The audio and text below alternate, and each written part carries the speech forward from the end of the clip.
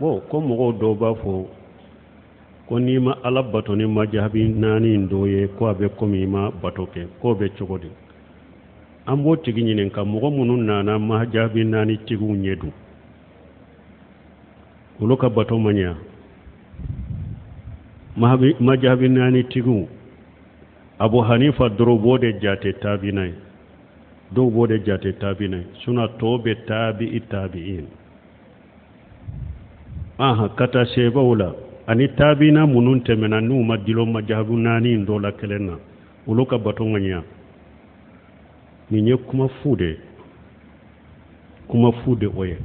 Cheikh al-Islam ibn Taymiyyah ko majabi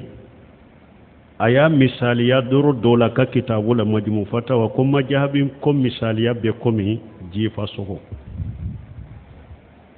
sogo fule nima dumuni daga len soro few a dagaray ka jifa sogo du mais ni dumuni daga len bi bolo jifa sogo du ni te daga ye bo ni mo min fana ala batola dina ka kola nima delila soro qur'ana ni sunna e ma delila soro doni ke baga te ibe se ka min nyininka ka delila fuye qur'ana ni sunna ninde do darura ye esoro sisa ebe majabi minna mimba majabi na barakenai parce que ta kera darura sisa e yere tese ka delila boni yere ye qur'ana ni sunna kono doni ke baga te be se ka dilo minna mimbe delila fuye qur'ana ni sunna kono wala eye majabi min kala mimbo majabi ka kitabu kono barakenoi odi atu ko kunfi bo ko e ka delila ye ka majabi de ba fo ninde ka kalambali ete se ka delila boni yere ye karamogote min be se ka nyinin ka be delila bo ka dima qur'ana ni sunna kono min bi ka majabi kono barakena eta kera darura o ako folo ako ni yoro la ko abe komi jifa sogo majabi darura de bi la sama mais ni darura mi la sama ibe se ka delila bo qur'ana ni sunna e be se ka delila boni yere qur'ana ni sunna kono ube karamogo do be mufti do be ni o nyinin ka be se ka delila fuye qur'ana ni sunna kono kana barake ni majabi de ate daga ka barake ni majabi ibe barake ni delila de ni yere ba do ni yere ta do ni doni ke baga baye a nyinin ka aka delila fuye qur'ana ni sunna kana dilo majabi la yoro dola ko majabi fule ko abe komi ka nyege yala ni mogo mako ma se nyege na ibe do akono ako majabi be komi ka nyege ni mako sera nyege mado ni ibe do ni mako nyana bero ibe bo awa ko majabi bo chogo de la yofo yoro dola irsalatul ubudiyya ika majabi be ke o chogo de la mana ni mako be majabi la ete sika ebe yoro dole ma delila soro ni yere ye qur'ana ni sunna la doni ke bagate ni be sika nyinin ka delila qur'ana ni sunna na mimbe ka majabi kono barakena me ni darura wurila ka boyila e nana yoro la doni ke bagaw be mufti be munum be sika delila fuye qur'ana ni sunna la ka soro ni majabi te kana dilo majabi la ibe wulude nyinin ka delila fuye qur'ana ni sunna ni yere be se ka boni yere ni te se ka boni yere doni ke bawo nyene ka fasalu ahla zikri in kuntum la ta'lamun ko ninde ato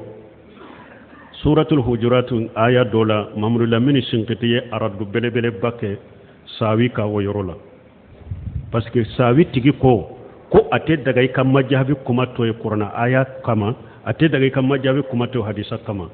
mamru lamini sinkitiye aradu girima kaka kon nimbe mo kafiriya yere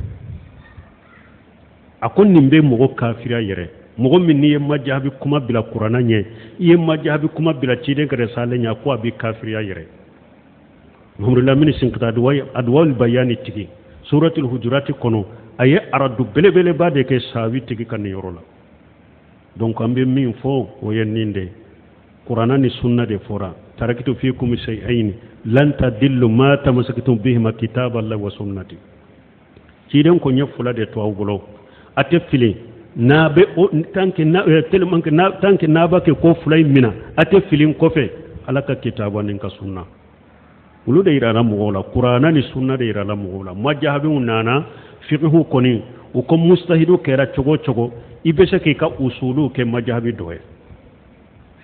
ibe seki ka usulu ke majhabi doye o majhabi de ka usule majhabi ka kuma min ni delelaw ye nyogonta ibata majhabi ka kuma min ni delelaw ye nyogon bela iba bila mustahil be seki ka usulu ke majhabi do koni ka ika kuma ewa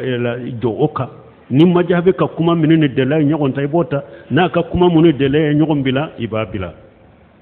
majhabi ko ye ninde darura de bila sama dro ka ewa ibamba ka imamu na Nawawi nunu bo chogorala imamu na Bukhari nunu ye mustahidu re Sheikhul Islam Ibn Taymiyyah fule mustahidu re ori ato wakatu dola yere Ibn Taymiyyah be kuma do fo ka sembentani delila Qur'anani ayaw ne hadisa ya be bo majhabi nani bela ibasuru majhabi nani sima o kuma fo me Ibn Taymiyyah be o kuma fo ka delila bona ya Qur'anani sunna kono aka majhabi be Ahmad ibn Hanbal ka majhabi de ka me kuma do abu fo kuma nunu be bo majhabi nani bela aba delata Qur'anani sunna la